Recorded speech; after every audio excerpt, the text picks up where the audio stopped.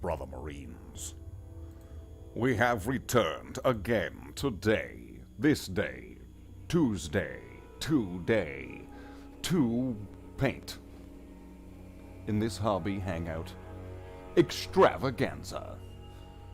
Here we are again. It is Tuesday, January 4th, 2022. Round 2. Ding, ding. So we're gonna have to be ready and prepared for all of the nonsense that is that. So here we are again today. And we're going to be doing some more of the annoying painting that we're going to be doing for the next while, foreseeable future, until that is done. And then once that's done, then much more interesting stuff can be done.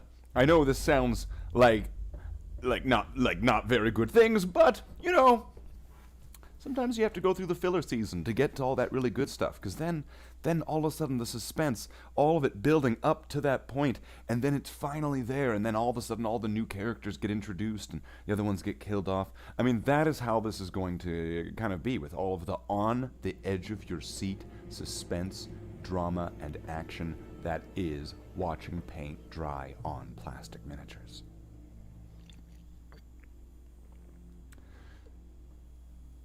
And so, with that, I have 10 Space Marines on the table, and we will be painting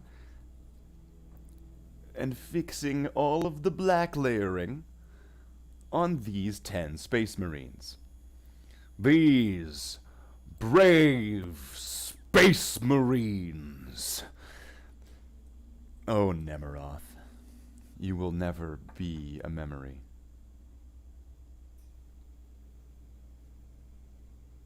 Yeah, I'm going to stick with that. So, we've got some Space Marines here. Some of them quite older than other ones. Like, let's see, what do we got here? This is an old metal, you can see. A metal plasma gunner. So you would have got this guy in a blister pack. Which, nowadays, I mean, the plasma gunner will just be in the weapon will just be in the box. You don't need to buy a special solo metal one just so you have the plasma gun for your Space Marines, but you used to. Lightweight Jive, thank you for joining the stream. What the fuck are you talking about? Amassing an army, watching them dry is the fun. Yes. All of us have the strange interest in watching paint dry and enjoying it. Which is the example of something that's boring, right? Watching paint dry, right? But we have here our Citadel brand butt plug that you do for the inserting to your hand and to your NS. These are a key component, a tool that I would suggest for anyone that is getting into the hobby of sticking things up your butt.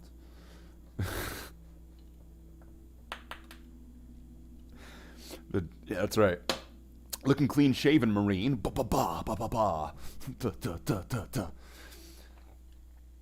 That's right, this is the clean shave day today. Here we are on the stream. Whapacha. Whapacha. Whatever whapacha means. It is hilariously paradoxical, yes indeed. So we have today a couple pots of some Abaddon Black. We have that ready for our preparedness needs. We have our trusty, dusty, crusty, cruddy, falling apart GW Starter brush, which is working well enough for what we're needing to do here. And yes, the end part has fallen off, so I have taped it and glued it back together. This brush is Frankenbrush, Brushenstein's monster, because Brushenstein would be the scientist. And so, what else do we got here? We have, going down the list of Marines that we're painting today.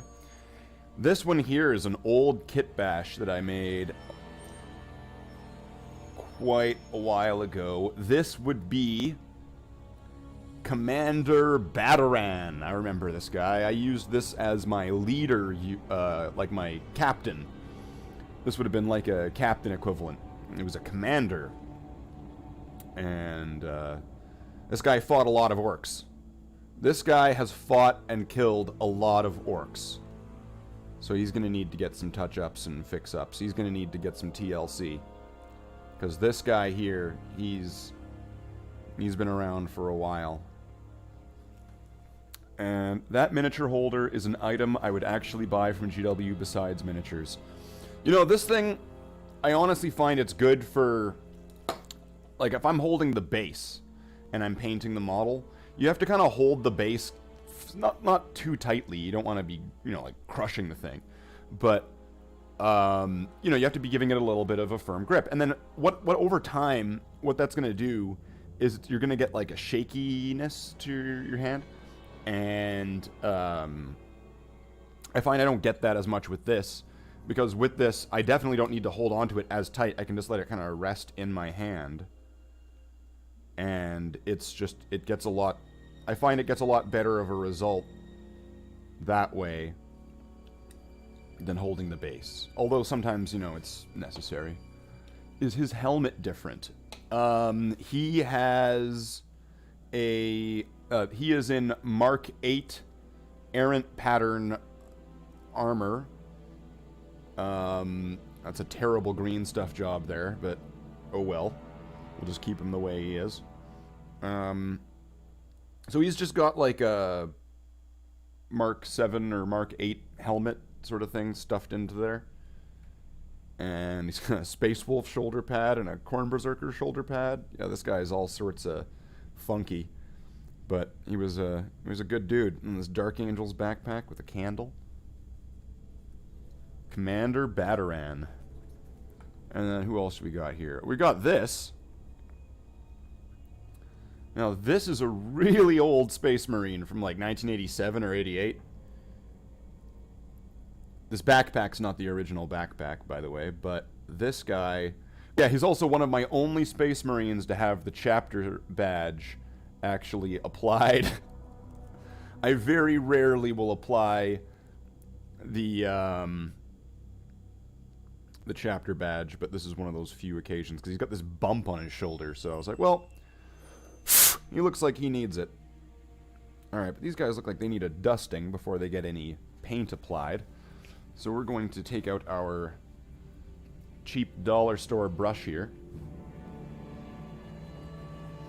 And we're just going to just go across the whole thing. And just try to get rid of as much of, if any, dust all over this model, because we don't want dust getting underneath the paint. Because that'll lead to problems later on down the road. It'll lead to uneven surfaces, it'll lead to all sorts of things. So always, you know, if you have models sitting around for a long time because you're really slow at painting like me, then I would say, yeah, dust them off. Give them a good dusting before you actually start applying paint again. Because you don't want that dust there.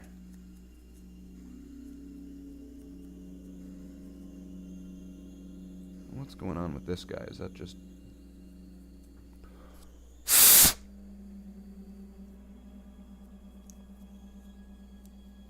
I don't know if this brush is entirely doing the job here. I've been curious about your heraldry and how you apply it. Do you have rules for your army companies? Are there special rules for my chapter that I've made up? And for the companies? Or... And the heraldry? Well, typically with my chapter, at least at this stage, I do not apply any sort of company markings. There likely won't... There's no sort of transfers on any of my guys for the most part, in the sense of they don't have numerals or They're not going to have company-specific colors or trims. So unlike, let's say, unlike the Ultramarines or something, which would have white or silver for their first company, yellow or gold for their second company, so on and so forth, my chapter doesn't have any such indication showing which company they're from in that regard. Kind of similar to Crimson Fists, you could say. Crimson Fists is kind of a similar example. As for things like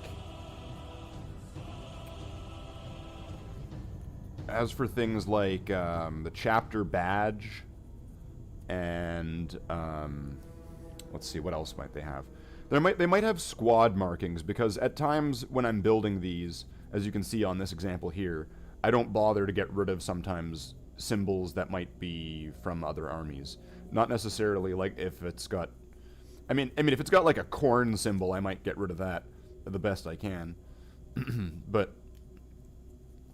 what I'll do is I'll redress the other chapter symbols in some other color, so that way it will appear different. Like, for example, the cog, wings, and sword of the Dark Angels iconography, I paint that like Mechanicus wings, where one's white, one's black, and then with a golden sword. And that seems to do the trick for me, at least, for wanting to make it look like it's not just the Dark Angel symbol. With like the Blood Angels things, I'll do the teardrop in a blue, and that will suffice for me for it not being a yellow teardrop of the Blood Angels. And well, they have a fist shoulder pad, right? I don't know. I'm not sure if any of my models do. I might have one model somewhere in the collection somewhere that has a fist on his shoulder. I don't know. I can't confirm it, though. Because, I mean, at this point, there's over 600 Space Marines in my collection, and, I mean, I have a pretty good memory of most of them. But some of the newer ones, I might not. And, so... where was it? What were we talking about? Chapter badge and stuff. I'm pretty reserved with applying the chapter badge, but I would apply it to a shoulder pad. I might apply it to a knee pad. The chapter badge will be applied to standards. I'm just gonna think of where else I've had it applied to. It's more often not included than included. Here, let's go back to the me cam for a second. It's more often that the chapter badge is not on the Bloodhounds than it is on the Bloodhounds, at least just now in the way that I have them visually portrayed in my models. Will that change in the future? Possibly. But I'm more focused on getting the bulk of the work done and having the patterns of their armor done properly. Because we will go to this here, and there is... Okay, I made a chart.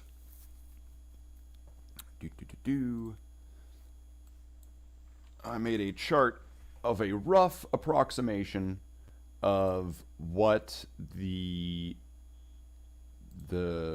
patterns look like for the chapter, sort of thing. And so this would be it here. Okay. So transform and fit that to the screen. Okay. So right here, this is a rough approximation. There are some inaccuracies. Because it was using an app, so it's not everything's perfect to the way I would do it on the miniatures. But this would be the various patterns for the Bloodhounds, at least for where things get somewhat divergent in things like that.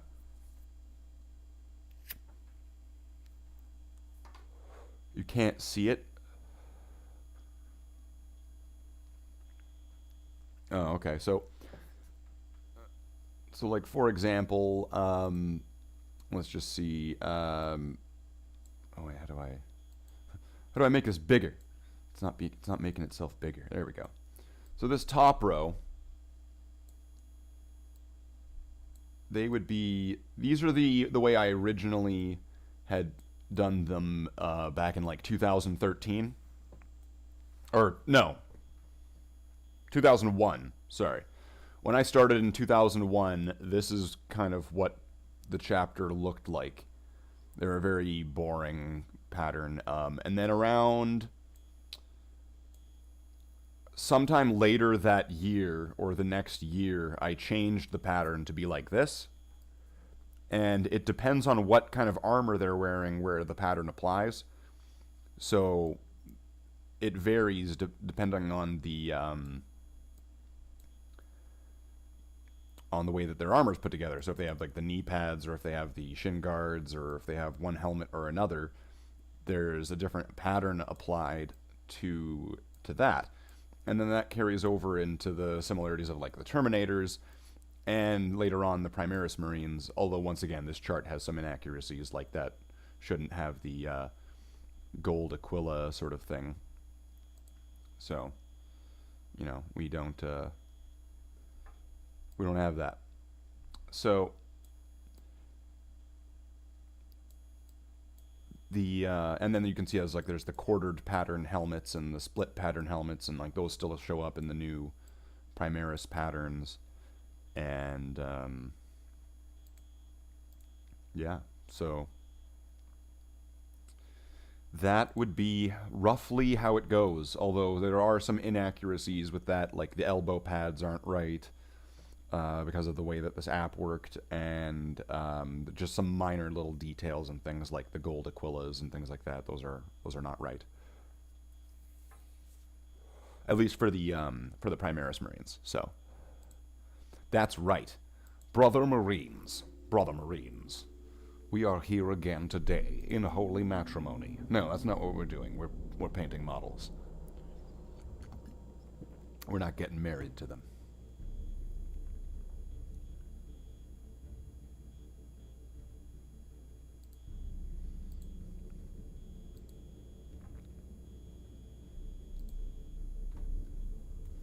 So we are going to be painting these 10 Marines, and we've got, oh, okay, I just noticed this. Don't worry, I've got it taken care of.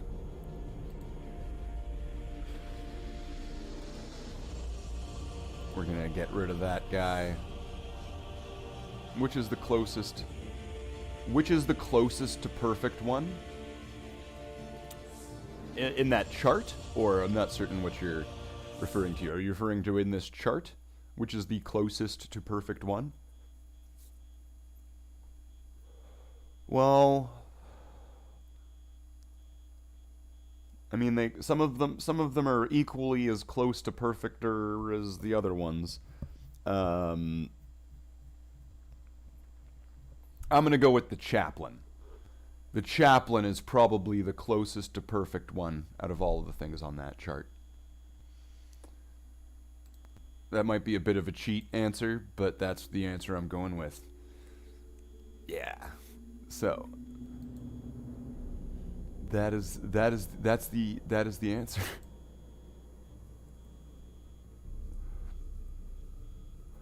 So we are going to go into the, where is it? There's like a thing that I can access here, and excellent. Accessed. Perfect.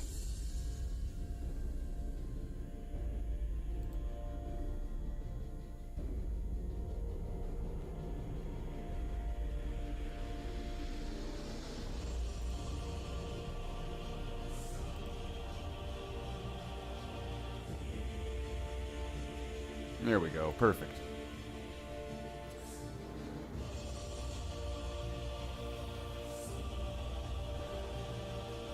That's exactly what we needed.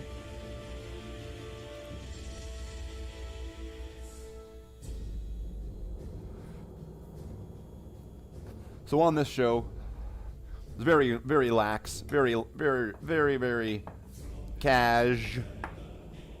Very cash. Gonna be just chatting it up. I'm gonna light up and paint with you. Oh, are you? Well, that's the thing. That's how my creative writing teacher, you know, taught me that you get the creative juices flowing. Sometimes you just have a cigarette and helps it go. But that's why we also have this on the show. See, unlike some other 40k YouTubers, you're not going to see them whipping out the Relicus Bongonium.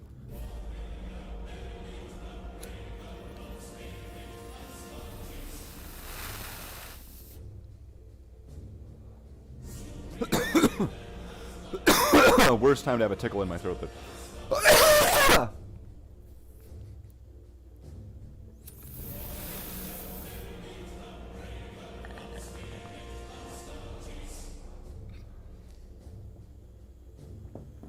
Gonna get unmarketable on this show.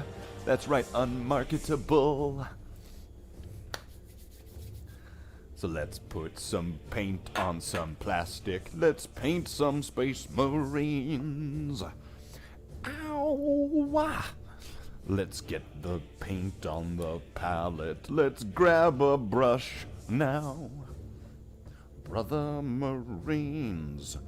Let's do it. Let's do it. Oh, screw it, Astartes. That is right, the Emperor's Censer. But if you're ever going to do the Emperor's Tarot, you want to make sure that you're getting some of the Emperor's herb into that Emperor's incense candle. That's what it is. It's just an incense candle. I'm just serving the Emperor, man. It's an incense candle. It's the Emperor's herb. So we are going to grab our Citadel boat plug, and we're going to grab some Space Marines by the balls, and we're going to just start fixing up all of the black sections of them where either the paint was thinning, or either things are thinning, wasn't done, like the line down the helmet, the stripe down, or the split down the helmet wasn't done straight, or we're just doing that. So let's get this in focus. I believe it is. Focused. Okay, so I'm going to start with the helmet, because that part, it's speaking to me.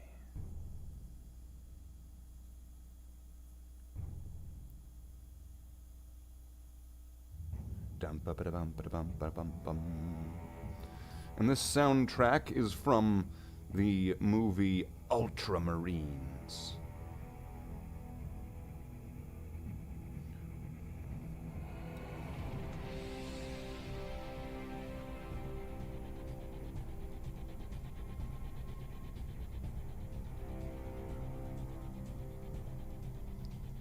No more drills. No more practice. Many Space Marines have been painted by the bristles of this paintbrush.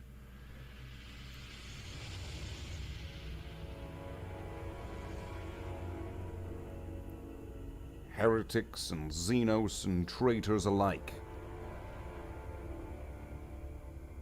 will all see the brush.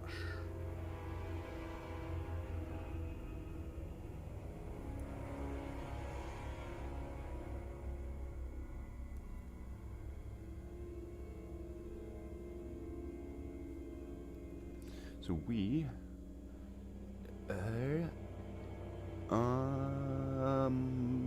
are go. We are go. We are beginning our descent into madness. Welcome, everyone. Welcome, everyone, to the documented online video documentation of my descent into insanity, painting my Space Marines.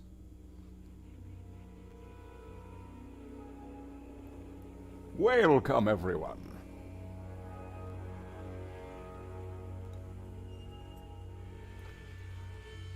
Have you played fantasy in your day?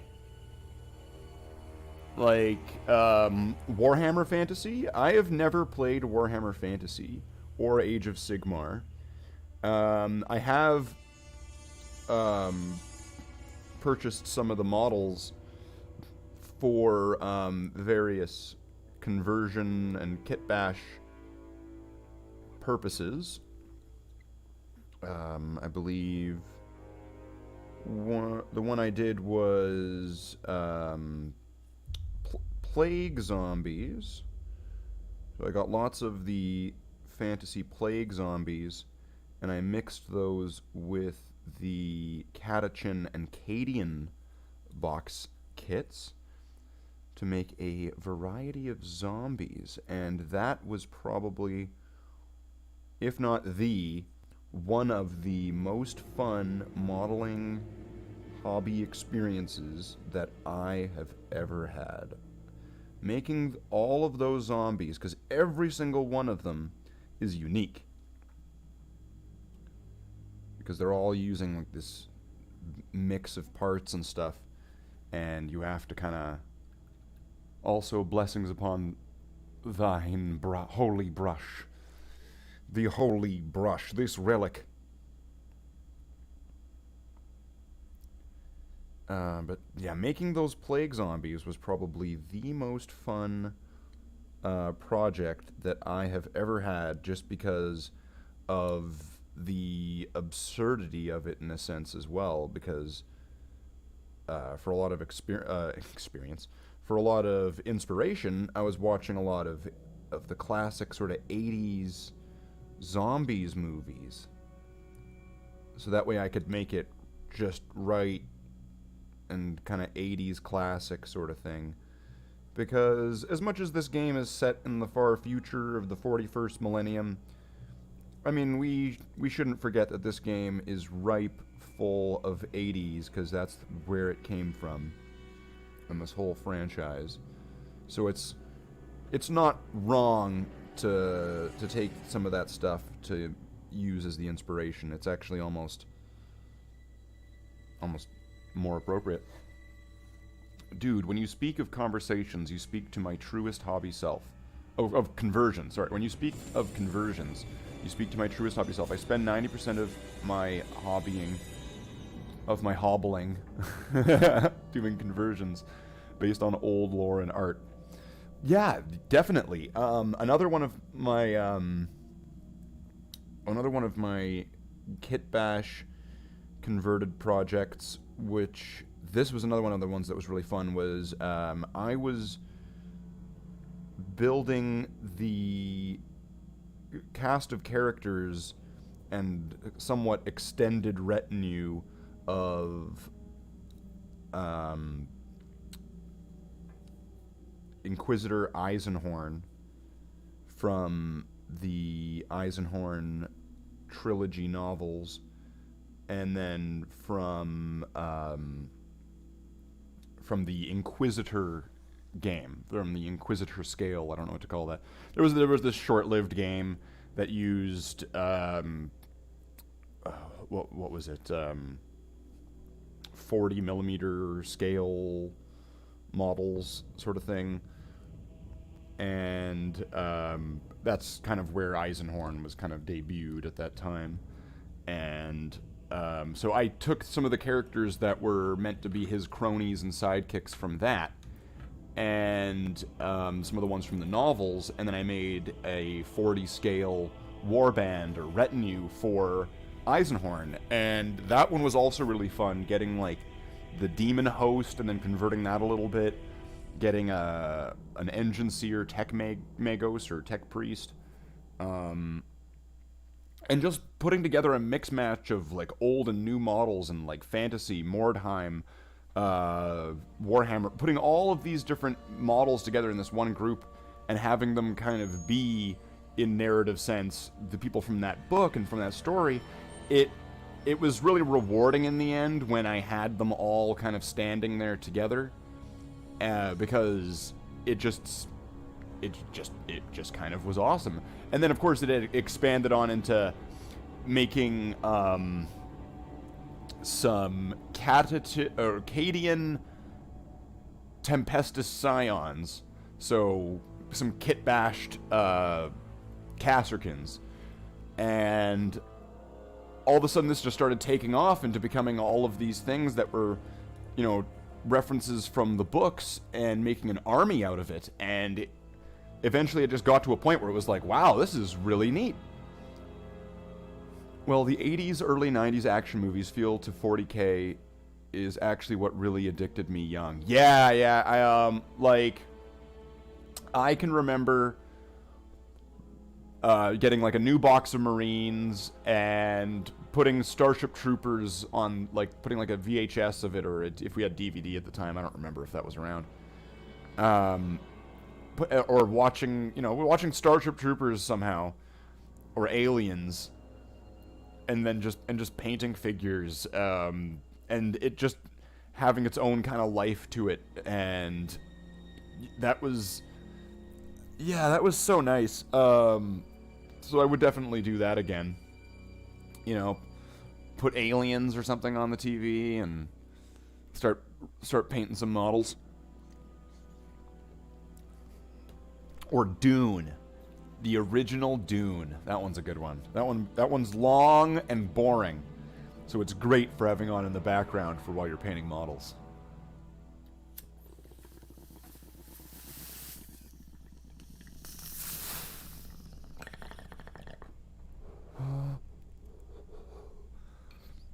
Holy incense. The Emperor's incense.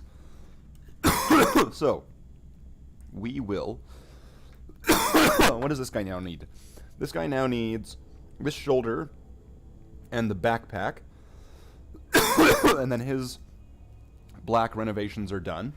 And then after the black renovations, I'm going to be moving on to grenades, I think. Because it'll be nice to go to a color rather than, let's say, fixing up the metallics next. I would say green of grenades. And then after that, could do the metallics.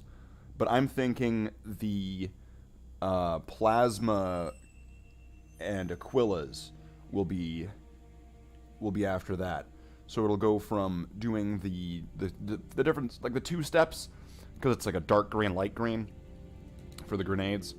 And then for the plasmas, it's going to be like a darker blue, light blue, maybe lighter blue, maybe white at that point. And then, after all those are said and done, and then for the Aquilas, just kind of like without the white step.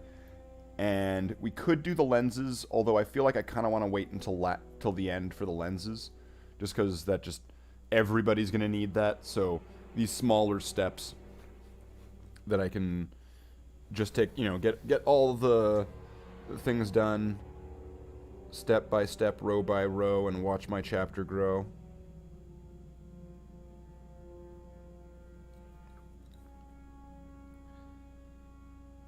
And, I myself, much like many people, the people who, they've told me so, and they're watching the channel, and we want to see this chapter in its full state. We want to see those 10 companies with 100 Space Marines. We want to see all their command sections for each one. We want to see the honor guard of the leaders of the chapter all set up. We want to see all of that. We want to get the tanks. We want it all. We want it all.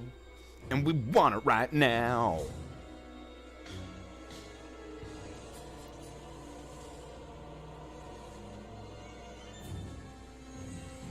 Wow, the music's so dramatic.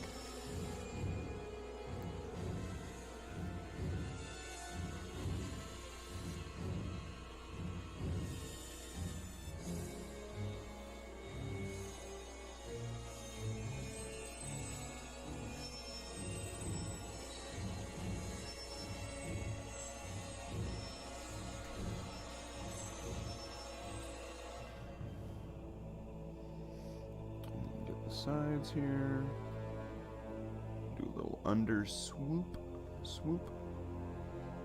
All back, swoop. Okay, so I think that guy's all finished up. Have you tried a light blue wash for plasma to insinuate light radiating from the cell? I have not. I do not personally like objective source lighting.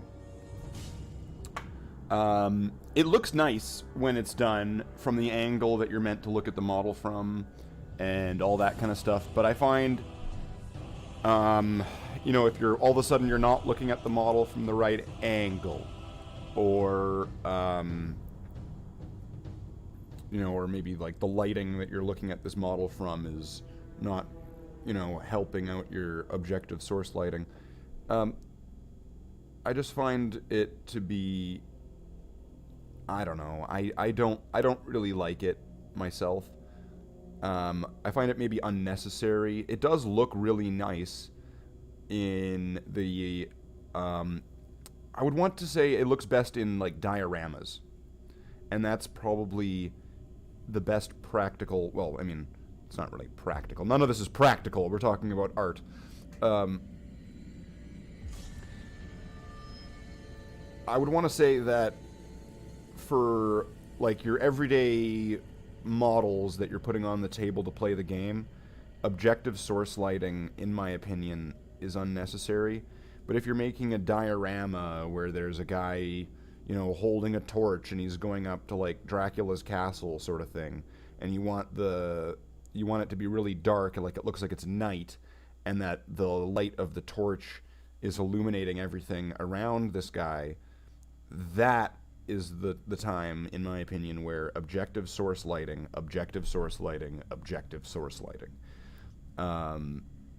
Beyond that, I find it just to be a bit unnecessary. I mean, it can be fine where it's done like very subtly. I mean, I guess you can have it kind of have a touch of a glow around something. But then, sometimes it almost looks like, it might look like you were just sloppy with your painting and you couldn't keep it within the lines. And, I mean, you know, we don't want that sort of thing. Wow, I'm getting hit by bots. You know that you have made it when you have, when you've been invaded by bots. Hey, Michi. OSL is a pain, yes. I agree. I don't find it to be as rewarding as it might seem.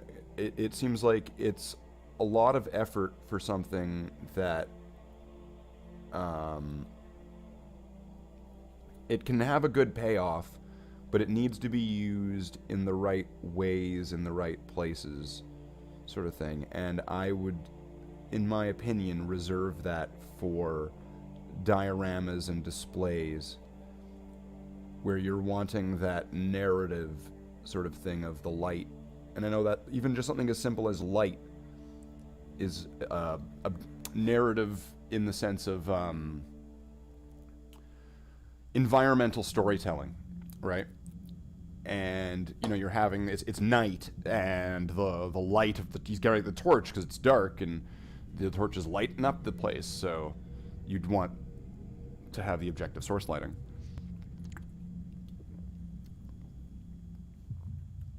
I shall wield the wrench.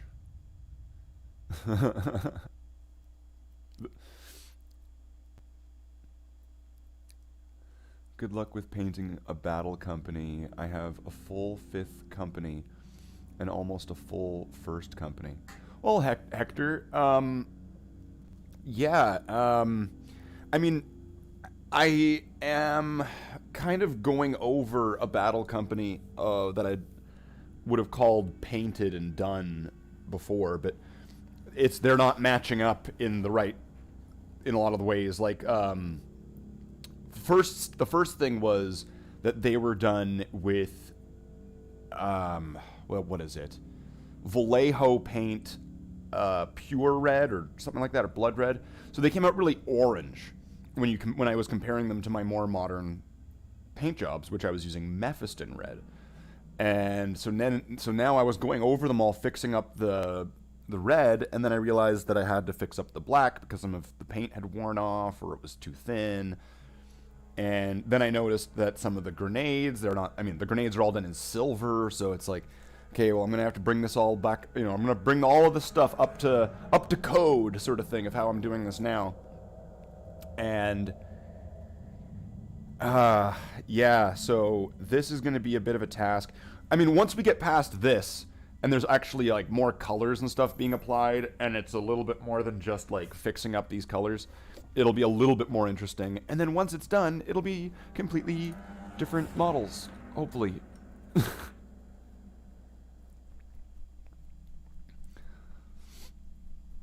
It's nothing more than a nice touch that costs your firstborn. Oh yeah, your firstborn. I see what you did there, Michi. I see what you did there. Yeah, OSL is nice in moderation, I agree. If you had an entire army on the table of OSL things, it would be... I'm not sure if busy is the right word, but it would be kind of distracting in the sense that your eyes might get pulled to all of these illusionary effects, and you might miss the forest for the trees, sort of thing. I'm honestly in the same boat. I'm going to be going back through touching everyone up with the same grenade colors. Yeah, I think it was the Vanguard Space Marines that kind of prompted that, because they had the mix of the 3 different types of grenades on them. So of course, I was wanting to differentiate them and not just make them all have like silver grenades, because I thought that looked bad. So on those, I made them have silver crack grenades, green frag grenades, and gray with a yellow stripe smoke grenades. Which I guess maybe you could even double as like tear gas grenades or whatever other options those things might be able to get in the future, whatever they want to sell that as. And so now, looking at the other ones, it's like, oh no, because all these frag grenades are done in silver, and it won't match up if I have the new guys and the old guys lined up. So, alright, let's bring this all up to code. I'm the paint inspector, and I'm here to make sure all the paint jobs are up to code. So thank you everyone for joining. So we've got, thank you Hector, Lightweight Jive, and Michi. Thank you for joining me today on the stream. We're doing a lot of really boring work. I had somebody point out on an earlier stream, hey Slathe, why are you painting black on top of black? Good luck with painting black on top of black. And yes, that is exactly what I am doing. Because, and I mean, not all of it might pop up. I'm not sure exactly how HD this all is. But some of the coats left behind are either a little bit eroded away, so they've come off over time, or they weren't really they weren't thick enough in the first place, in the sense that it was just given maybe one thin coat and then just kind of left to its own devices over time. So giving it another coat now is definitely not hurting anything, considering I pre-thin my paints. I put painting medium into the pots and I mix it in so that way the paint is a little bit thinner. It's got a little bit less viscosity than it would be coming standard. The mustard grass grenades. The mustard grass. Mustard grass. I like firstborns for how full of character they are, but their scale hurts my soul. That's why I'm waiting for Horus Heresy 2. Yeah, no, I get what you're saying. I mean, to me, it's kind of just they're just fine, and it doesn't really bother me when I'm looking at only these, the older models. It's only when you have them standing side by side with the newer models that all of a sudden it just they become noticeably odd looking. But when they're by themselves and there's a bunch of them, they start looking fine, because that's the way that they've looked for for years, for decades. They've looked exactly like this, and there was barely a sniff or a sniffle or a whimper about how they looked a lot of the time. Sometimes there was this eventually there was the true scale sort of campaign that people were going down. Oh, I've got to give them a little bit of hip here, a little bit of knee, a little bit of platform shoe, a little bit of arm extension. Finally, my Space Marines are true scale. Primaris Marines come out a few years later. No! All of my efforts are wasted. Well, here's a nice classic blast from the past, so let's pull this Space Marine out and do this one.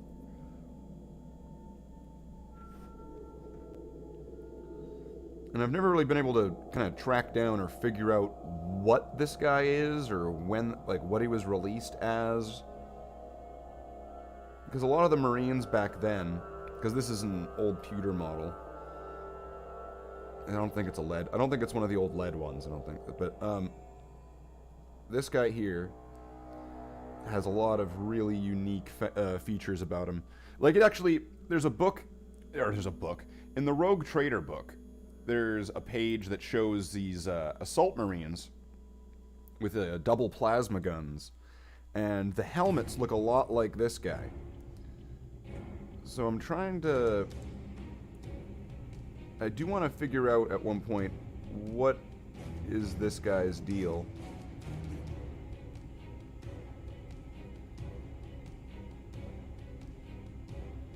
What's the deal with the armor, and what kind of Space Marine this guy is. Because it's definitely a funky model. This is a definitely funky-ass model. I think at one point I was calling this the cousin of Cubble. And Cubble is what I named my PA Trooper, my Power Armor Trooper, air quotes, Space Marine. Because of all of his cables.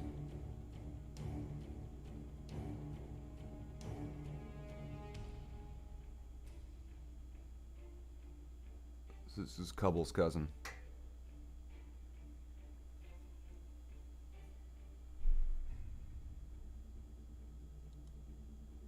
There we go, that's already looking better.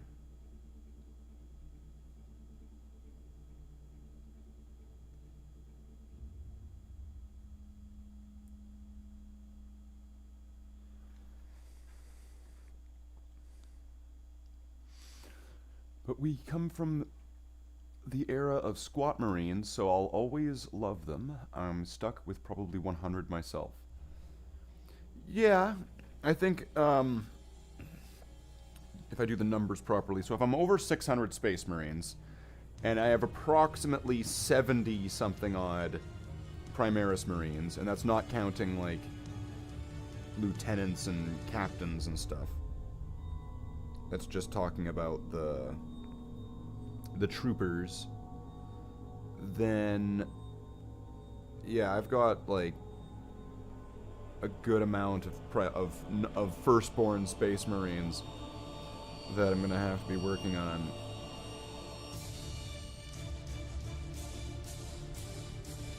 Because I mean, let's face it, that's gonna be a lot of what the older, let's say, older, the people who have been in the hobby for longer. Their backlogs are going to be like that, because those were the Space Marines available. So I mean, if you have backlogs of these, it's that's what it's going to be. And yeah, I mean, that's fine.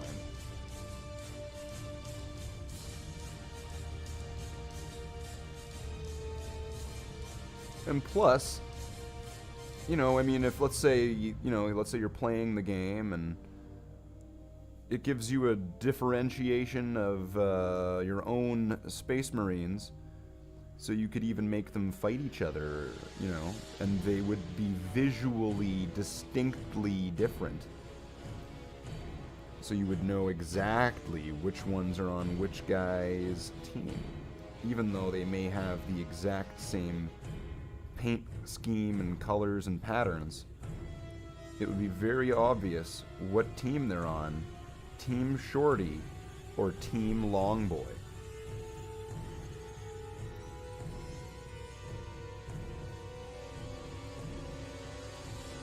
And that, my friends, is what Sailor Slathe says.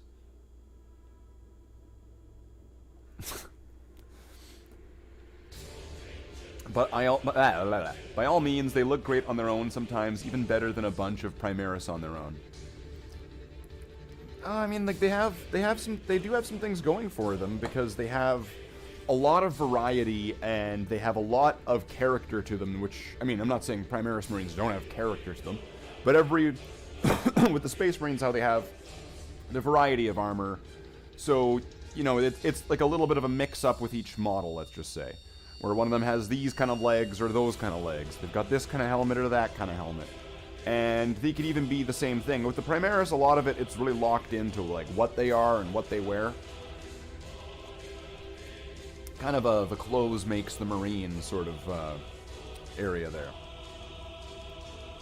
So, I feel like it is a okay time to take a brief break. We are an hour in. We're an hour into the stream. And we've done it. We've done it. We've done it, fam. We've done it. So let's go over to the other cam. To the fam cam. To the We've Done It fam cam. So we've got 2 done, one on the holder, and we've got 7 left to go to get this all caught up with these 10 Marines. After these 10 Marines, there are 10 more Devastator Marines. So those are going to be a little bit of a task. And then there are 20 Assault Marines. So there's a bit of a way to go before we're kind of home free on this one. So, dude, I'm doing an entire group of true scale Marines for my Death Watch. Oh, okay.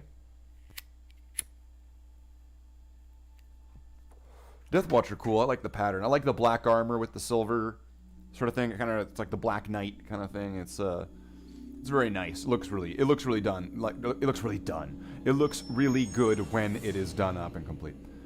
Double plasma gun sounds pretty suicidal to me. Yeah, well, I mean, that's what the Primaris guys have now, isn't it? Did you see the Discord post I made of just this weekend's pile of shame? Yes, I believe I saw that. I believe so. 1 hour in and you're still sane. Impressive. Yes, I'm still sane. This is this series of watching me descend into madness and to watching me lose my sanity over time. It's a slow boil, but eventually we'll get there. Eventually we'll get there. I don't want to let down the viewers who want to see all of the best stuff. So let's see. What do we have new anyway?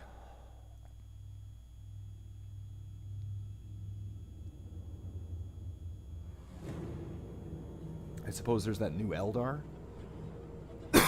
There's the new Eldar stuff. Eldar Guardians. Eldar Storm Guardians. I think there's new Tyranids and stuff. I'm gonna have to get some content up that. I'm gonna have to make a video for that later. Of what's going on with the new models, with the new Xenos models. We're going to get some new Eldar and Tyranids, I'm pretty sure, so that is exciting. Somewhat, kind of.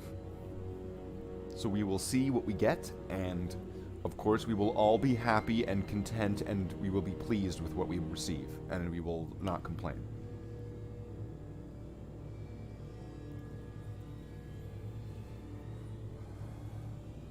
By the end, we'll have you talking to the Marines. A slow and entertaining, unmarketable brew. Have I seen the Avatar sneak peek? Not quite. I think I saw it somewhat in the... there's the new trailer review reaction. I'm not using the right words here. There is a quick trailer which shows a bunch of new models featuring the new Tyranids, the new Eldar, and it also shows glimpses of a bloody hand in a grip up like this. Similar to the avatar of Cain, the bloody-handed one. The bloody-handed. That's right.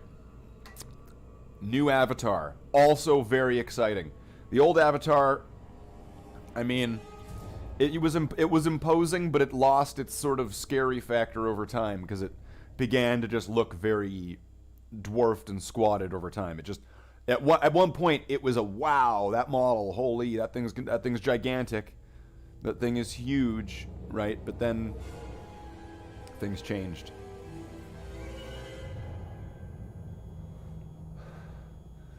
Yes, Michi, we will wait. We will keep the torches and pitchforks ready, but we don't need them just yet. We will keep them in reserve. We will hold them like a trap card in Yu-Gi-Oh! Or some other kind of thing. Some kind of trap card. So, we've got these 10 Marines. How far do you think we're going to get? So we've got 2 done, on a third one, an hour in. So if we do another hour, we might be able to get maybe in total 5 done, right? Maybe. We'll see. Oh, the Forge World Avatar is awesome, Lightweight Jive. That, I really like the Forge World Avatar. I would hope that the new GW model moves in the direction of that one with that sculpt, because it looks much better proportionately and everything. It's more satisfying on the table. It looks so much cooler. It's gigantic, comparatively, if we're all considering the same scale to all of these things. The counterspell. Counterspell! Magic missile! Ah! So we will... Wait, what's this? This is nothing. This is it. The infinite. The ether. Wow, I seem to be getting hit by the bots today. Like that's impressive. I was not expecting to be getting hit by bots today.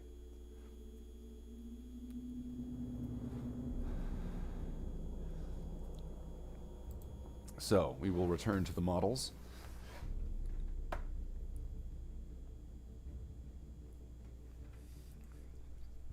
After our brief Call of Duty Black Ops Easter egg reference there,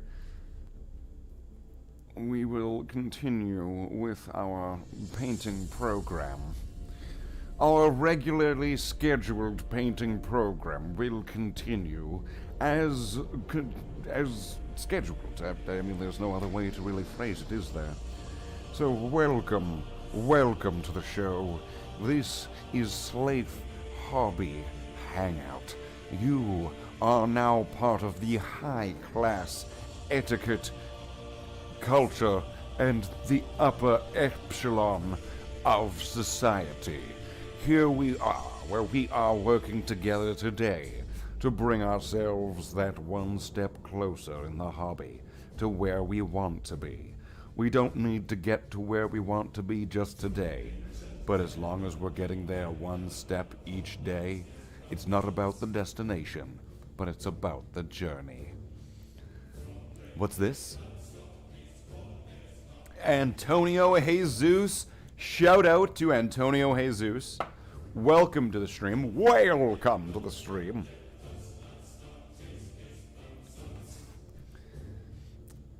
So now we'll move to this guy's backpack.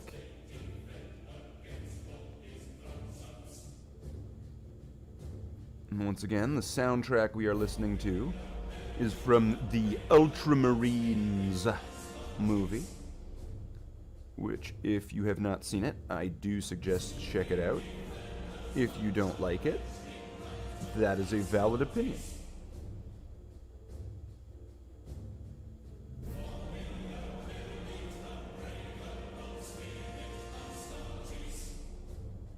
If you do like it, all the power to you.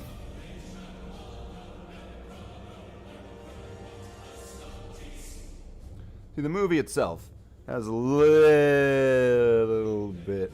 It's a little bit wanting, right? The soundtrack, on the other hand, the soundtrack of Ultramarines is top notch. It is a very good soundtrack. I cannot deny the soundtrack to Ultramarines. I sent you a photo of the peaks and the concept art if you're interested. Yeah, Michi, I'll check it out. I'll have to check it out after the stream. During the stream, I turned off Discord. I probably should have reset my computer or something. Discord was, for some reason, just taking up a lot of processing power for some reason, so it was kind of killing it.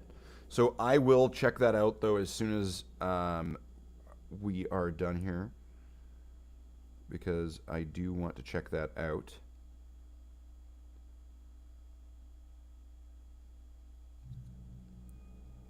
Okay, so now this looks like it's just kind of free-handed on there.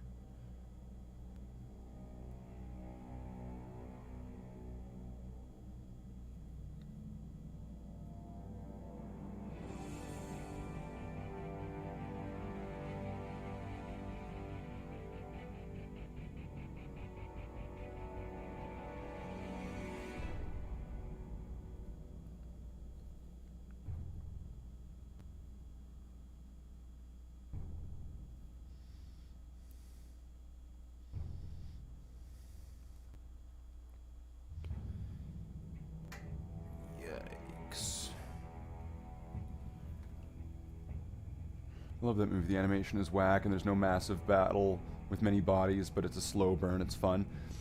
Yeah, I mean, it's kind of like, how would I want to describe? Not like a mystery movie, but it leaves you with like a slow burn suspense.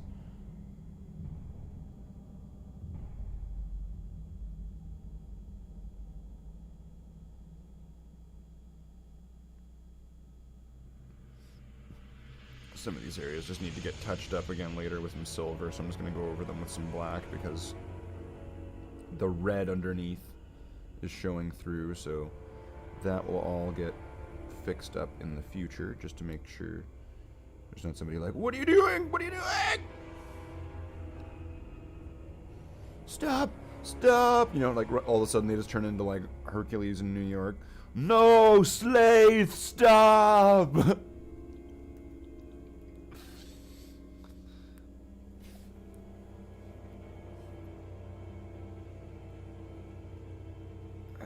So let's finish up that. That's looking... Yep. A little part there on his whatever pistol. I mean, on his whatever pistol, that's clearly not some kind of, like, alien gun.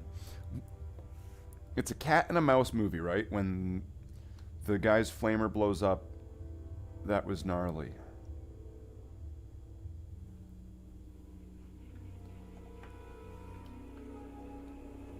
Okay, for a second I was like, I'm almost imagining, it's like, so when you were watching this cat and mouse movie, was there a duck that when the explosion happened, his bill was on the other side of his head?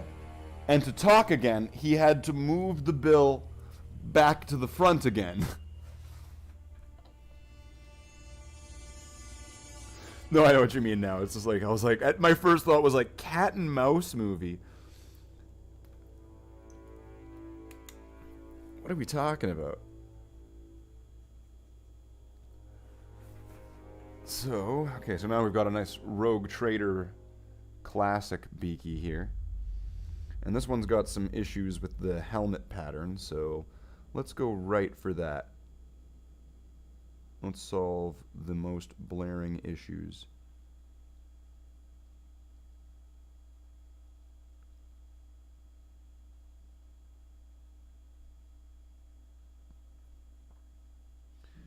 And this brush is getting gnarly too.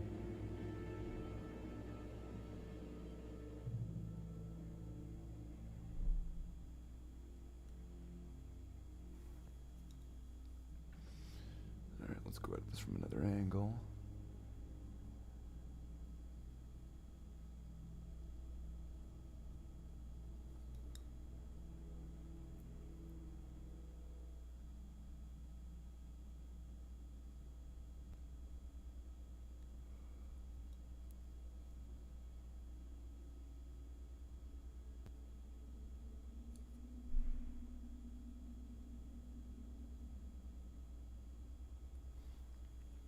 And then the front part of the beaky. Oh. A little bit overzealous there with the paint. Okay, let's relax. Take a second.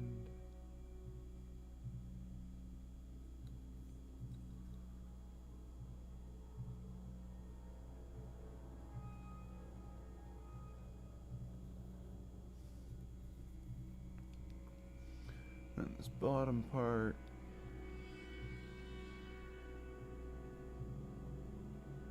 Okay. Nice and clean.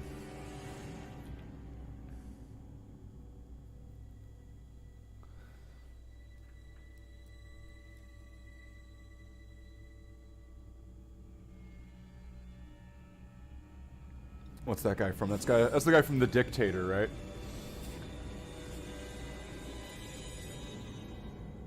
Now I am sure that you were watching cartoons. No.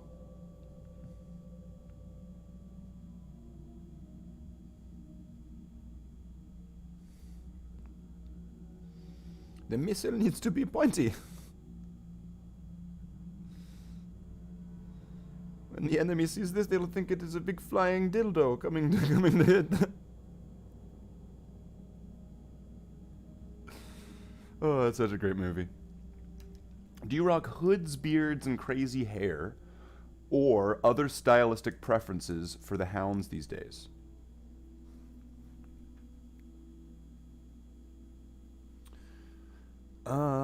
It depends on what I'm creating, let's just say. If I'm going to be using something like Dark Angels Veterans, which would be the robe and hood Space Marines, those in my chapter are included as a special part of the Honor Guard, and those are called in my chapter the Watch, which are the Honor Guard of either their Primarch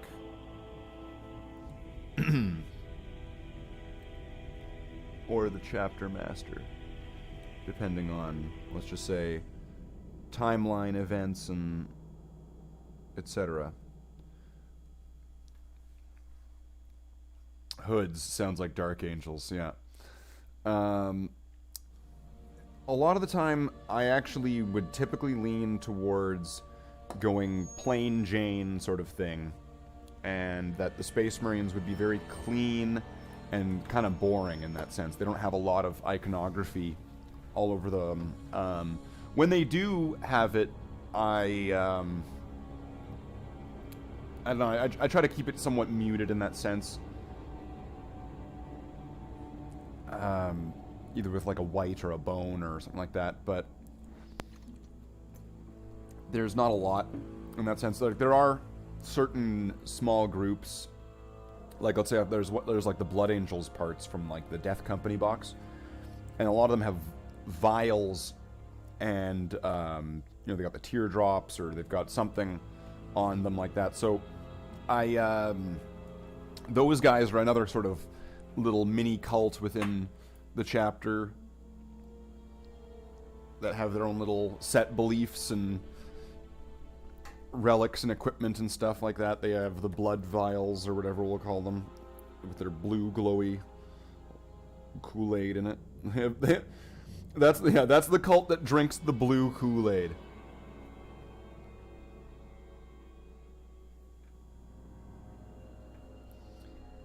And they're very special for whatever it is that they do.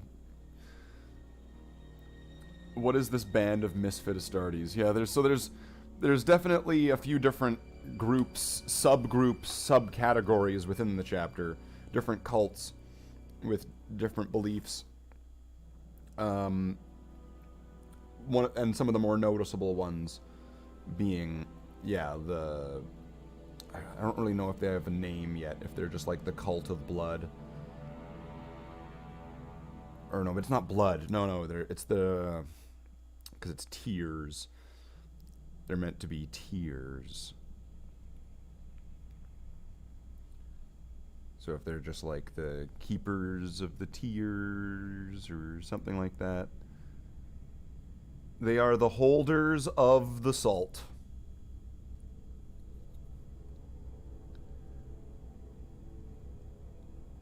They are the ritual protectors of the boohoo juice.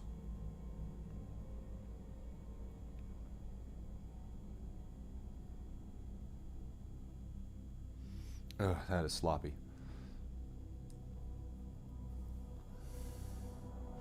I don't know if this brush is just dying on me or what's going on there.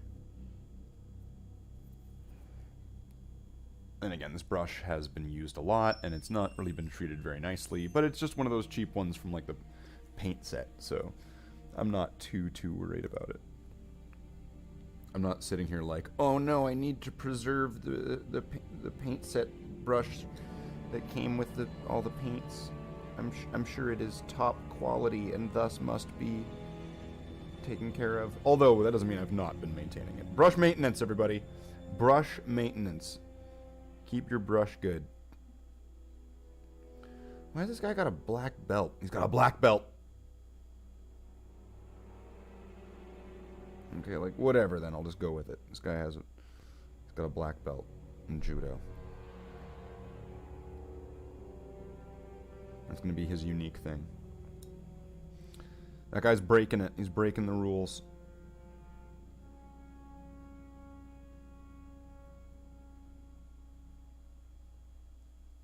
Because this guy's just he's a rebel like that.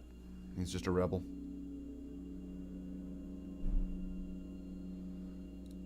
This Space Marine here, he walks onto the battlefield and he says, "Get out of my way. I can do anything."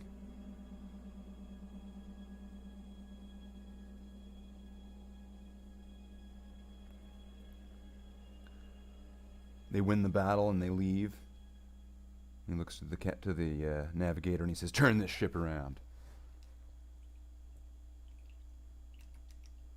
Wah Marines, snore, sleep. Snory, sleepy, snore. Yeah, this guy's got a black... That's definitely very unique. This guy has a black hand. He's got a black gauntlet. That is something that... I think somebody else painted this guy.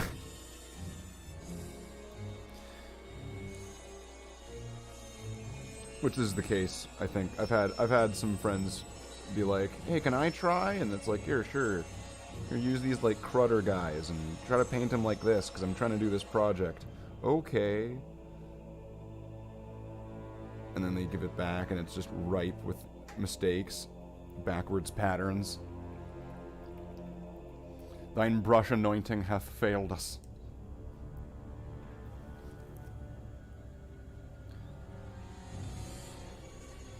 Nay, for thine brush will still carry the power of the Emperor within it, and it will apply paint just like the Emperor applied his plan of the long game.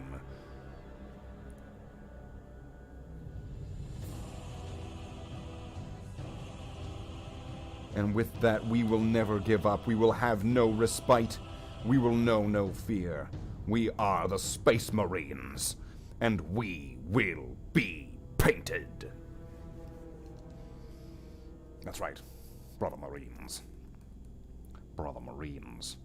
Today we have returned again for an activity which is not keck. It is very serious business. And that is not cringe, I can assure you. Number 401, Painto Ditto. Now we will have to take another Space Marine, but which one? Which shall it be? Will it be one of the Bolter Marines? The one with the chubby bolter, he's got a chubby in his hands. Or the one with the little golden thing on the front of it. Those could be either of the next Space Marine being fixed up. Could it be Commander Bataran that will be next up on the pallet queue? Will it be the metal plasma gun? Metal. Ah. Or will it be this guy? I didn't show him earlier, but here he is. And he's got a thing in his rebreather thing, and he's got like a whip. And he's got a scope on his plasma pistol, and he's really cool. Just take my word for it. He's cool, I swear. And then there's this guy, you know, this like paint set missile launcher guy.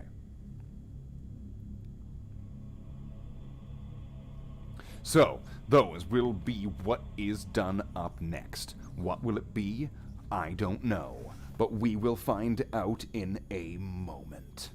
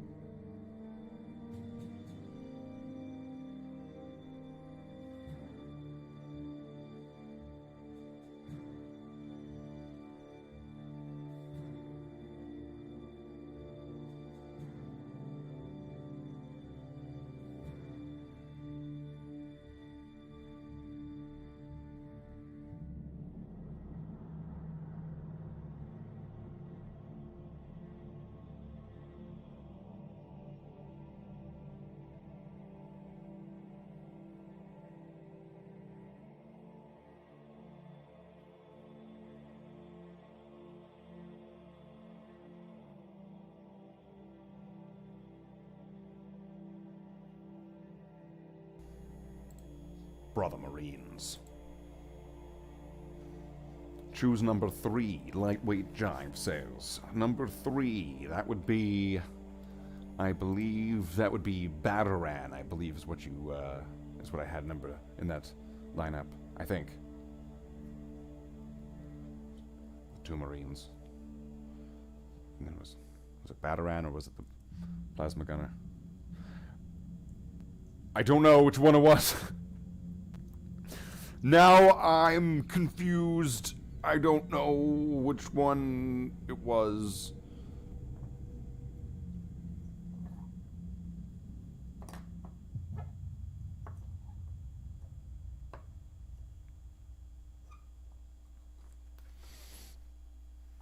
So, not sure. So let's see. We're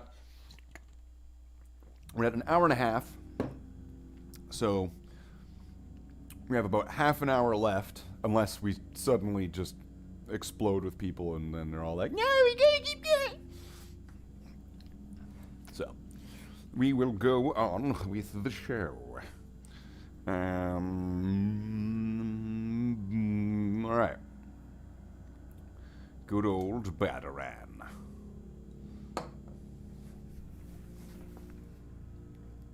It's been a long time, old friend.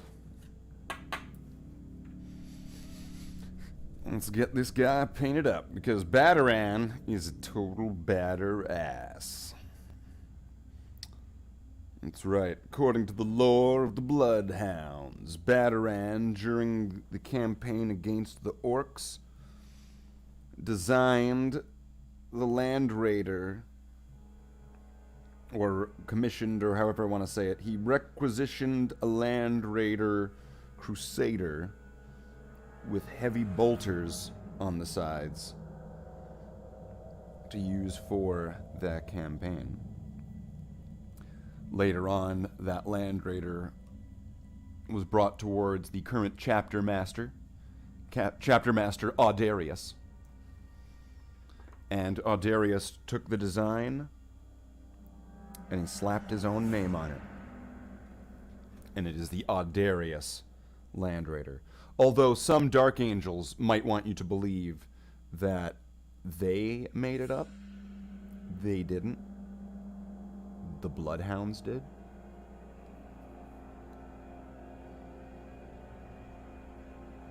The Dark Angels just adopted the technology. And their secret is, their secret's safe with us. That they are secretly copying my chapter and our Land Raiders.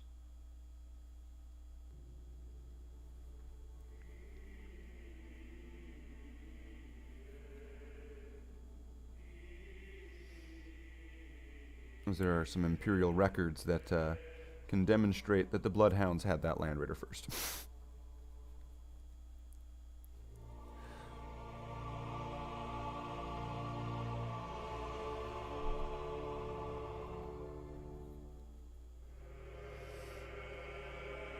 How does it feel, old friend,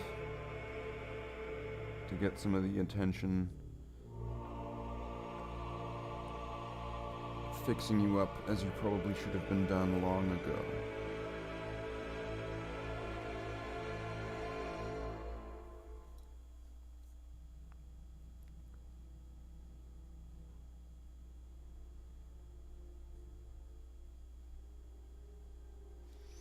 Since then, though, Commander Bataran has somewhat lost his position in the chapter, because now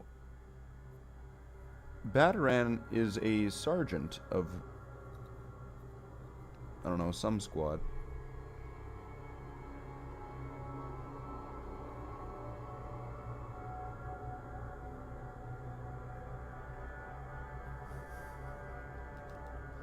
Dark Angels are sus. Very sus.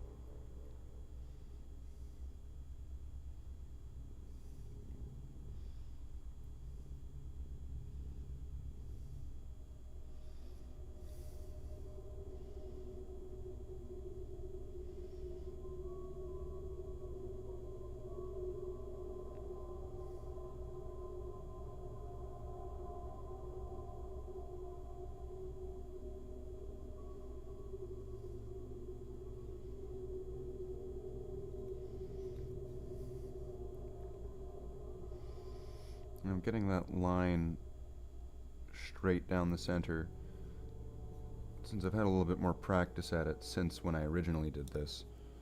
And a lot of these since when I did a lot of these models, I am finding it somewhat semi-necessary for me to go back over, considering I already had somewhat gone over the lines with the red when I was fixing up the red color for the color corrections to make sure everything is matching in the end. So with that, I'm just fixing up the other side of it, or balancing it out, and it is one of the things that is kind of reassuring me in a sense that, yeah, this is kind of a necessary project, in the sense that I didn't do these guys very well. Now, on one side of it, I do support keeping around old paint jobs, so that way you can remind yourself of how far you have gone and how far you have improved. But at the same time, fuck that. I want my chapter to look nice, so I'm painting them up. I'm painting them up all the same. So, okay, I'm going to have to get into these, because this is a very thin paint job on this areas here, which should probably be done in metallics. or something. This part here was very rushed over. I can see I didn't even add anything. In some of those areas, it's just a little thinned area of black that doesn't even actually amount to much there. So I'm going to go over this edge, because this part didn't even get touched. There's not even silver on it or anything. I'm going to go over that edge with some black, because that is going to need to get fixed up later. And I'm just going to go into this area here. Just going to fill that all up with some black.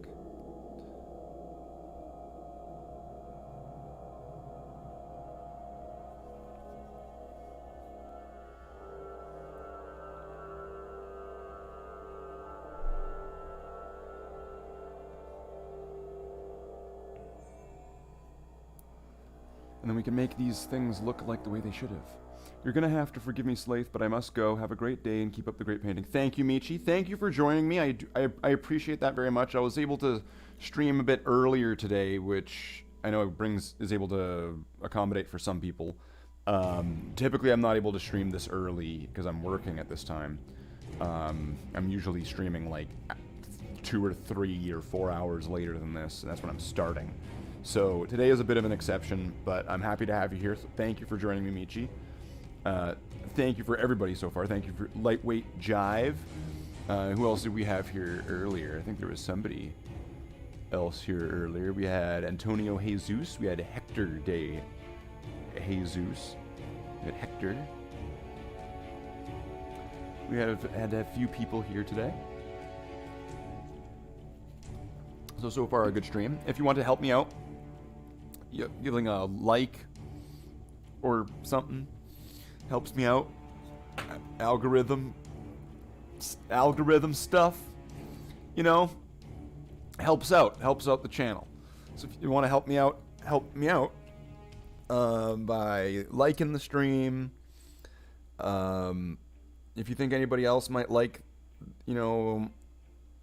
might like watching my content, or might like, if they like my kind of humor or discussion and topics and things, if you think that they'll like this, share the stream, share the channel. Because I want to try to get a little bit of growth for the channel, and to, I want to see if I can get it somewhere. Let's see. Let's push it. Let's push it to the limit. Walk along that razor's edge and don't look back, and keep our heads until we're finished.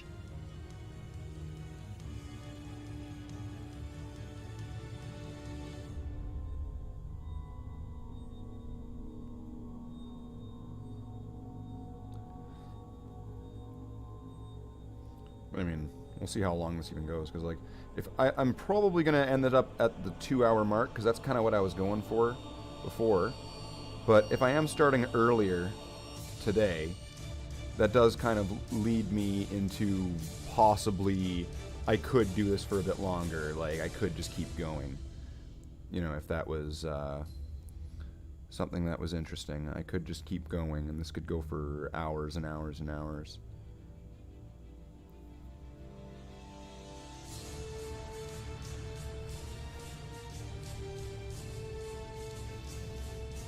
Let's see, I think that's everything for him, because I don't think I'm gonna do that.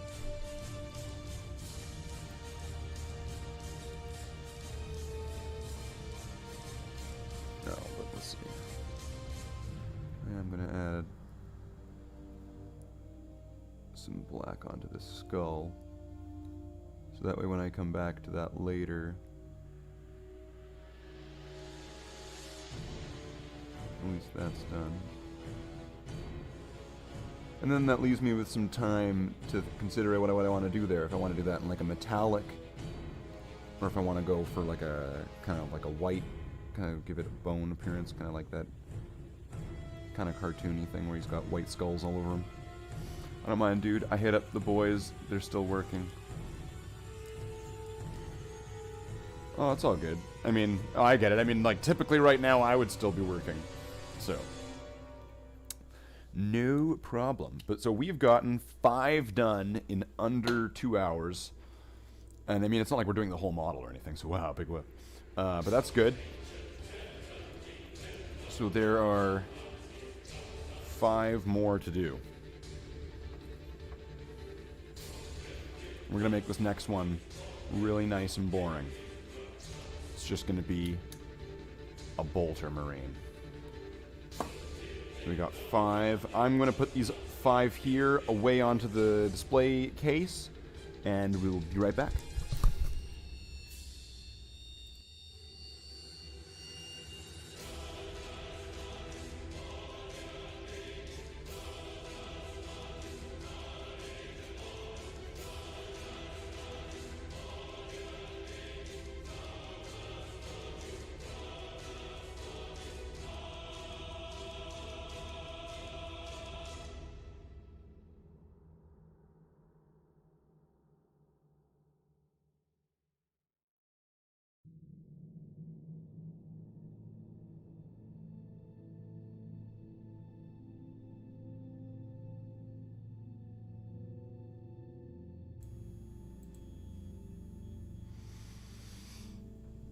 I'll be here. I only worked half day today. I'm building a super cool piece of Mordheim terrain myself. I enjoy the company.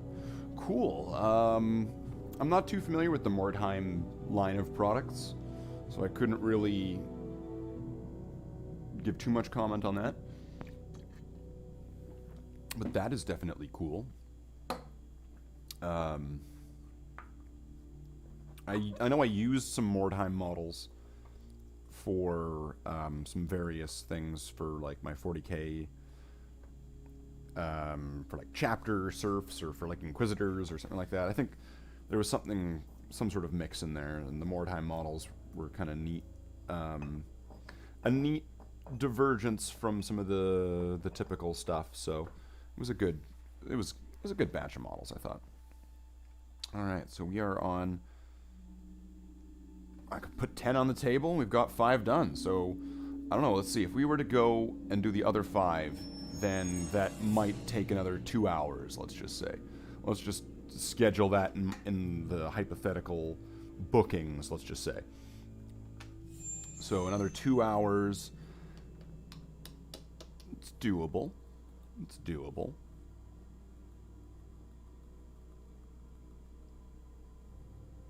Can see how that works and how that goes. It's just a city, the embodiment of Empire fantasy motif. Alright. I'm not too familiar with it. I know Mordheim is, yeah, like a city or something in Warhammer, I think.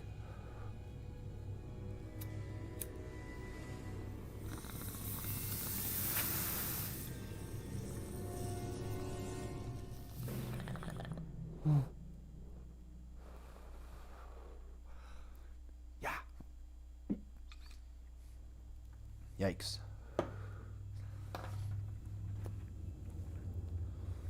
I play Inquisition 40k, so fantasy characters are excellent for rogue trader conversions. Yes! Fantasy models make an excellent range of conversions for your 40k models. Anything in robes, monk robes, like those just work great for just, you know, citizens, or you know, if you need something for your... You could use that as such a range of things. A guy in a robe, that could be almost anything in 40k. It could be an inquisitor himself, or herself.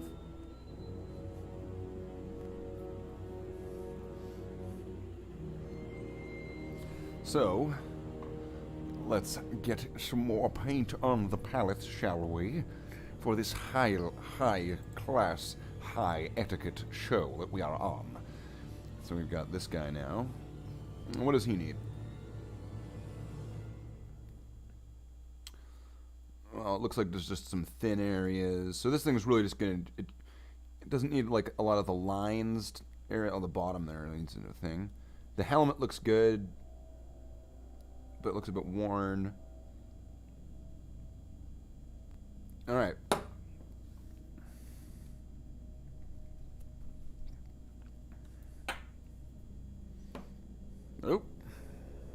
spilt the water.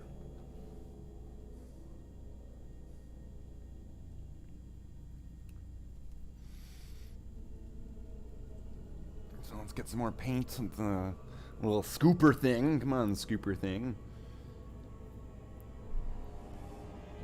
I think it's almost time that I switch over to the other pot, because this thing's beginning to reach its end.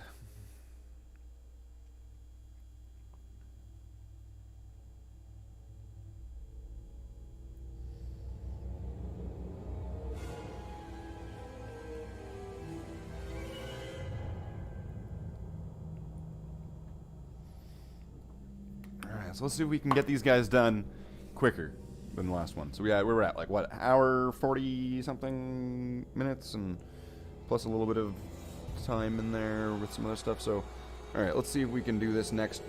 Let's see if we can go downhill faster than we went uphill.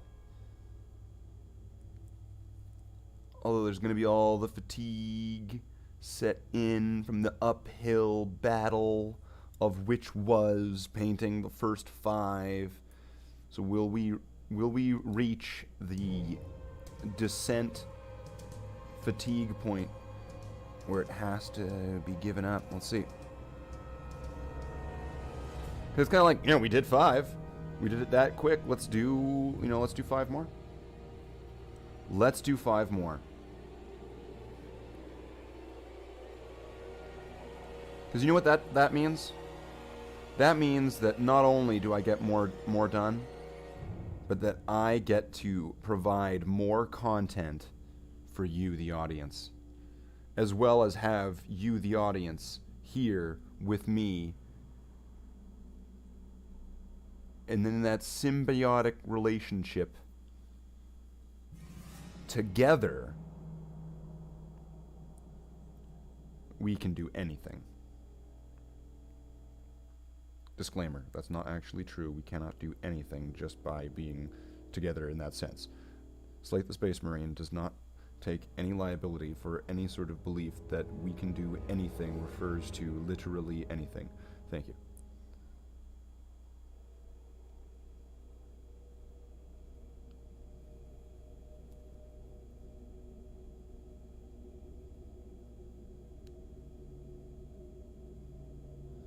And then we will get this shin guard all nice and painted. Where are you from? I'm from Shingard. Is that somewhere in Skyrim? Yes! We are from Shingard.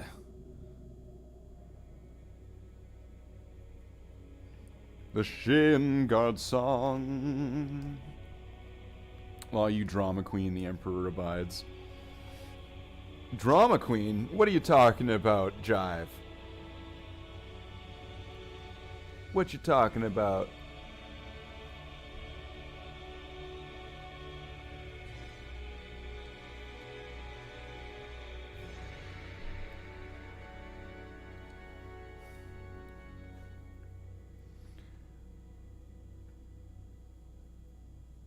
Okay. A little bit more paint on the plastic.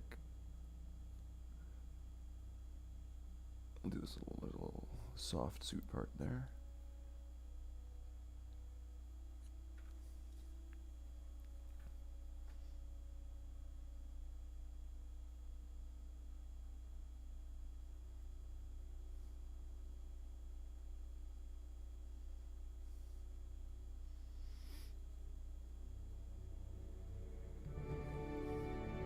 And we'll try to get underneath the hand there. Get all that done. Gotta hit it in all the right spots. Hit me with your best shot. Hit me in the right spots. The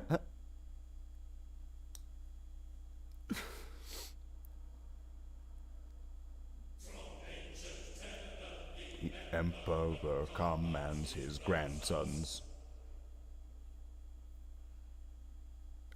Almonds and peanuts, he just wants to watch his old shows. Cranky and grumpy, he is an old grandpa, the Emperor. Just let him watch his nostalgic movies, 'cause he's old.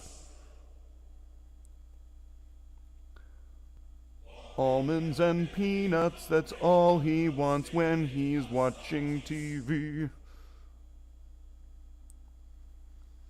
Just leave him be, he is not in a good mood, he's watching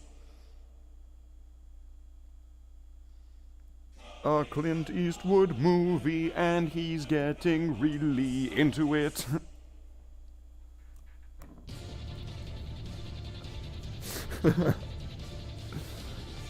Paint 10 more, I dare thee.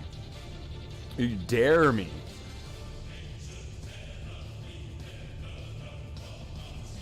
You dare me to paint 10 more.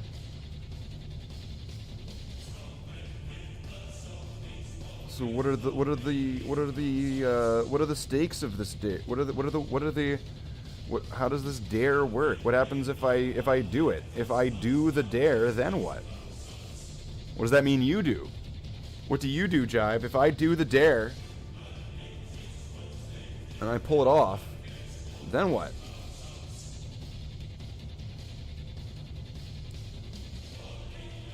Married, unbreakable spirit, Astartes.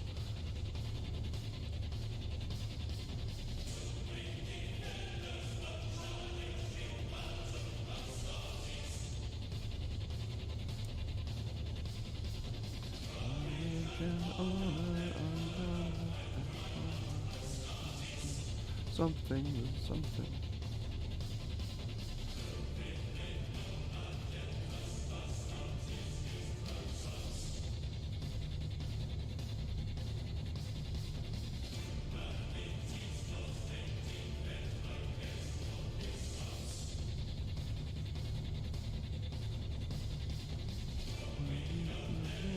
Unbreakable spirit, Astartes. No bet, a dare. It's heads I win, tails you lose. I saw your singing stream from a while back. Takes guts to sing Disney. Yeah, you know, sometimes I get drunk and I sing Disney songs. It's just the way it is.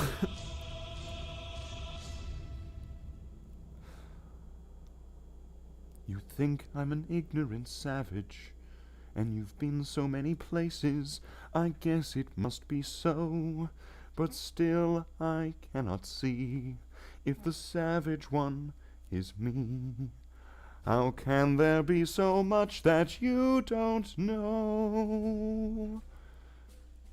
You don't know.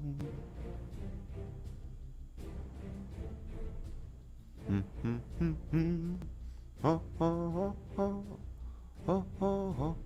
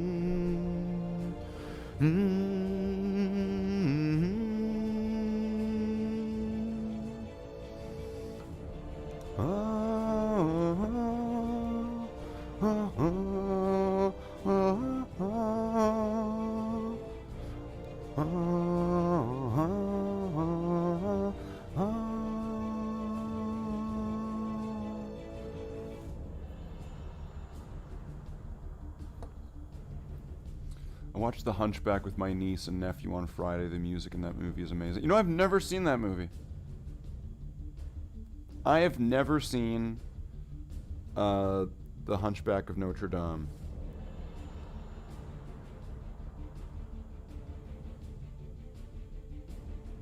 Holy shit, there's a bunch of shit caked up in here. I'm probably gonna need to clean this.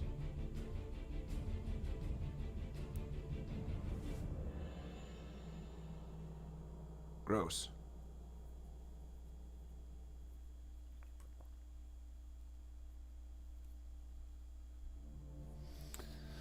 Alright, but as for this guy,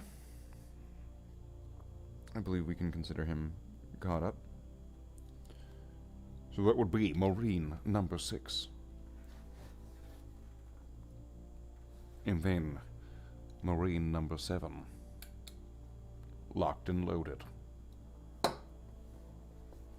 Which means there's only 4 left.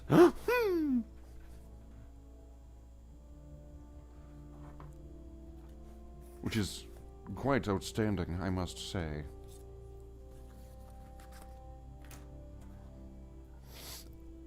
That's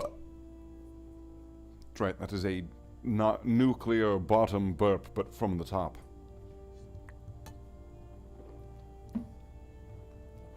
It's called a mouth fart.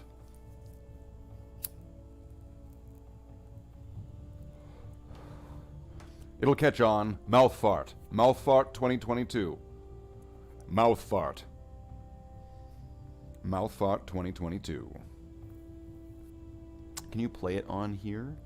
I would recommend playing Hellfire now. I don't know what that is. Is that a video game? Is that a song? I don't know what we're talking about right now.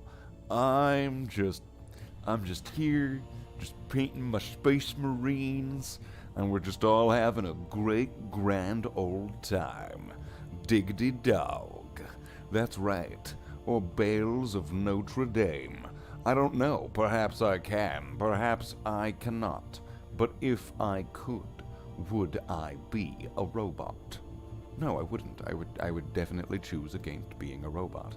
Being a non-robot is superior to being a robot in many, if not every, and all ways. So that is why I will remain a non-robot, and as an actual person, I can check the box. Tick. I'm not a robot. See? Check the box. Not a robot.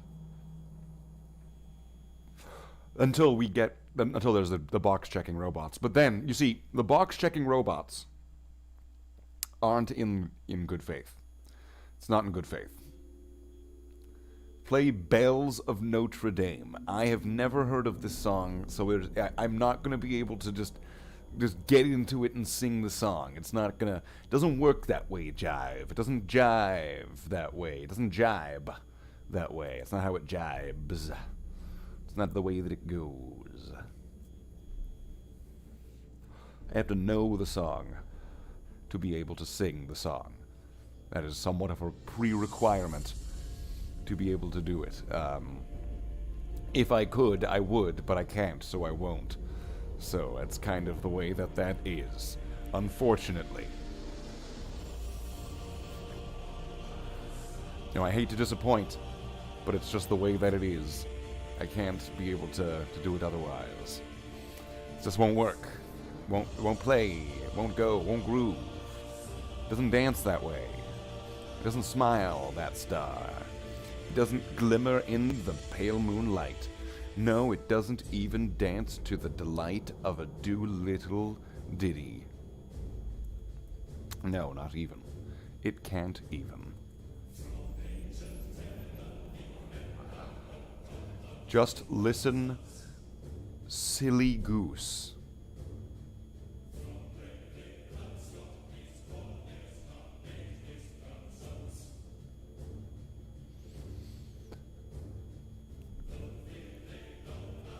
Well then, that is a channel first. That is a channel first that we have ever uttered the words silly goose on this channel. So, well, let's see. What's going on in the world today? If we have,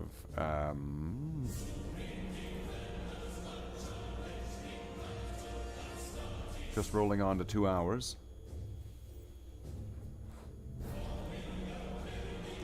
And it seems like this is a pretty slow day.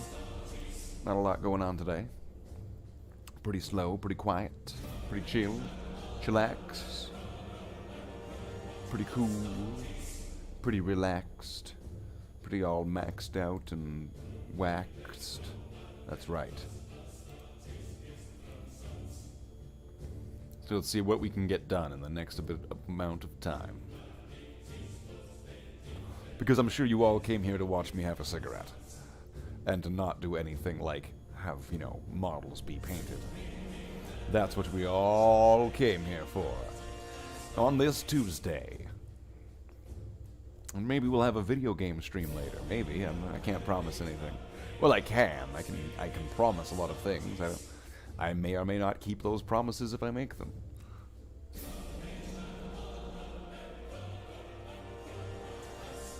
That is Jive's Space Marine chapter, The Emperor's Silly Geese.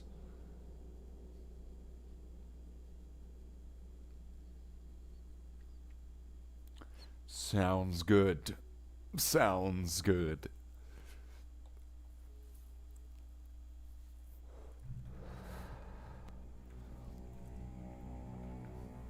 So we will have to get back to that, I suppose. That's right. Give it a little bit of a fart. Fart. A bottom burp. Not a mouth fart. A bottom burp.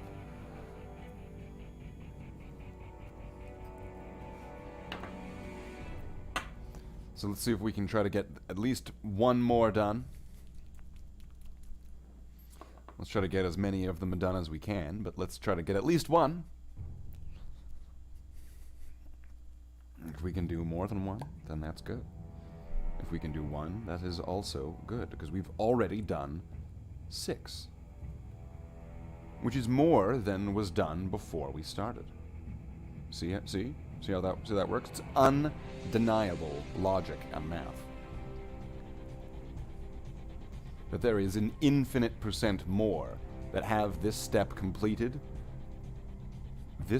after this stream than were done before.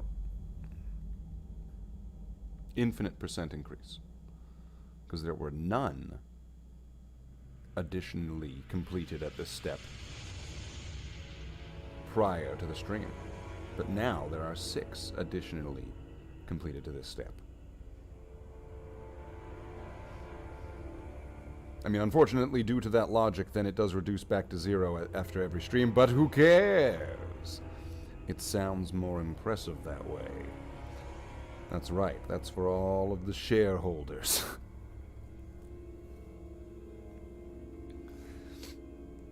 So let's make sure that we're getting this done. Excellent, excellent!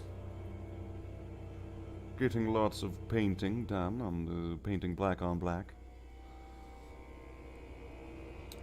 We just want to make sure that it all looks the same for everybody. And there's lots of areas where there's either too thin, or it wasn't fully covering the area, or it was worn away. So we will then, at that point, apply some more coat.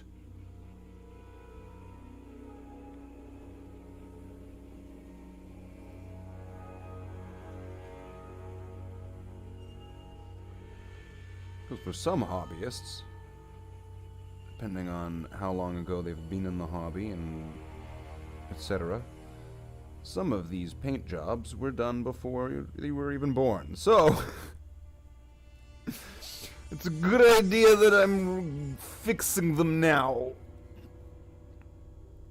Because it's been long enough that they've been not right. That's right. I need to fix the mistakes of the past. That's silver. That should not be silver. That should be blue.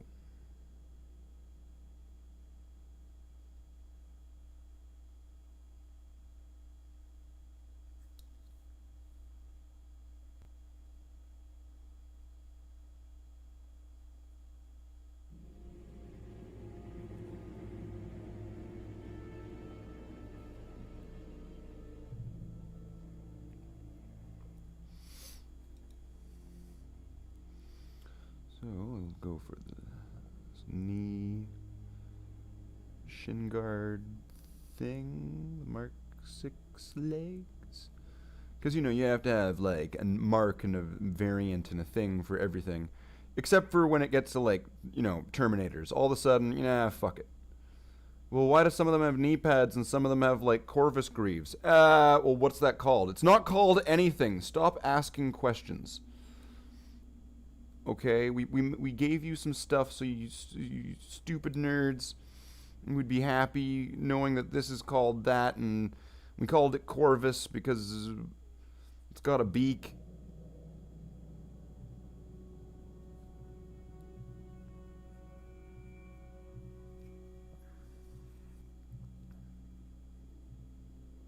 And this one's called Aquila because it's got an Aquila. It is always reduced back to 0. We know of attrition in the galaxy.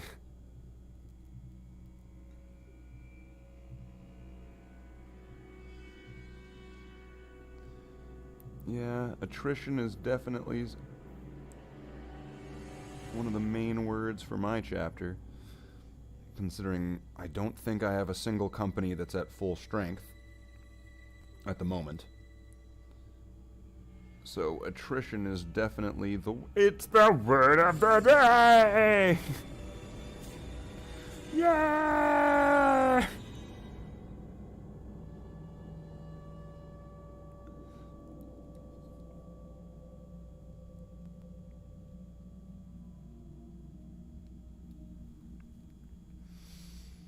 Alright, now for this helmet. Now this is going to be a bit complicated because it's got that silver spot, although I could just throw caution to the wind and say fuck it, because I'm probably going to be repainting silvers on a lot of things anyway. So I don't have to worry too much.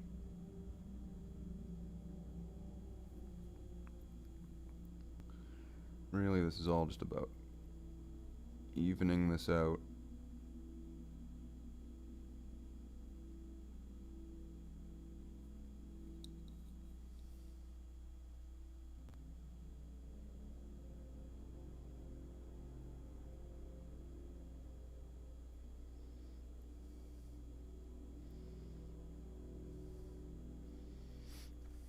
It is 40k, everything is hand-me-down.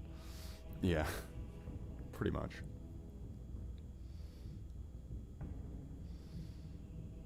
Okay, well this guy's looking done, although there's a little part there, so I'm just going to add a little black spot here.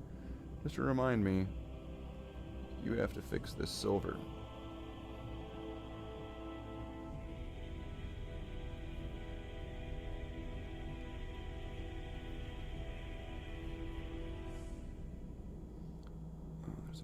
There.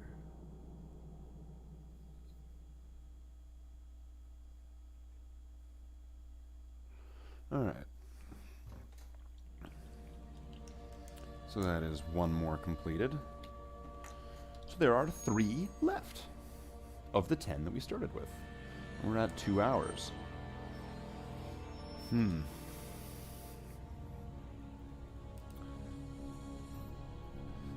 But oh no, it seems like everybody left. I'm guessing there's like something much more entertaining going on at the moment. Then again, it's not like I drag in the big numbers every day. Or any day. Well, let's see, we got 2 hours done. I'm thinking this could be a good time to... Well, we could wrap up here. We'll do these 3 another day. Because I'm thinking this is gonna drag. This is gonna drag. So we will wrap up here. And thank you to everybody. Thank you to Lightweight Jive. Thank you to Michi and to Antonio Jesus and to there was somebody else as well. There was Hector de Jesus. Thank you to everybody for joining in on the stream and joining me today. Perhaps we will continue later today or tomorrow or another day when that happens. Doing good, mate. I'm having a great time with the vibe. It's kind of... It's pretty 1-to-1 here. It's just like... there's... Oh, the fan service is amazing. Alright, so we're going to wrap up. And, catch you on the next one, whenever that will be, sooner or later.